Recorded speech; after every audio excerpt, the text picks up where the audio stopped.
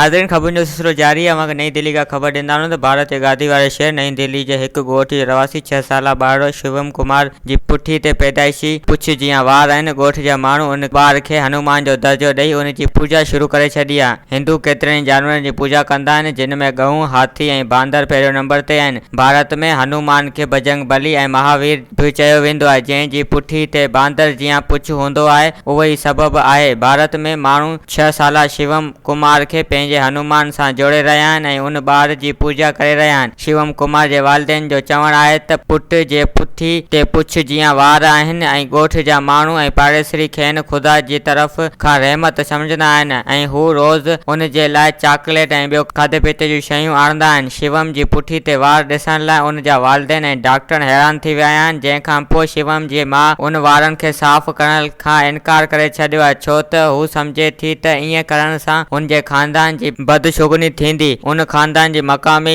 गुरु शिवम खे ख़ुदा जी हैसियत सां पूजा करण खां मना कयो आहे ऐं उन जो चवणु आहे त ईअं करण ॿारनि जी ज़िंदगी में अॻियां वञी नफ़सियाती मसइलनि जो सबबु बणिजी सघे थो। गुरु जे मना करण बावजूद बि शिवम जा पाड़ेसरी उन जी ज़रूरत जो ख़्यालु रखंदा आहिनि, जॾहिं त शिवम जे ॾाॾी जो चवणु आहे त हाणे शिवम बिल्कुलु बांदर जीअं हरकतूं करे रहियो आहे ऐं हू बांदर जीअं ई खाईंदो पींदो ऐं टिपा ॾींदो रहंदो आहे। वधीक ख़बरनि ऐं तफ़सील जे लाइ विज़िट कयो असांजी वेबसाइट awamiNewsHD.com ऐं ॾिसंदा रहो अवामी न्यूज़ HD।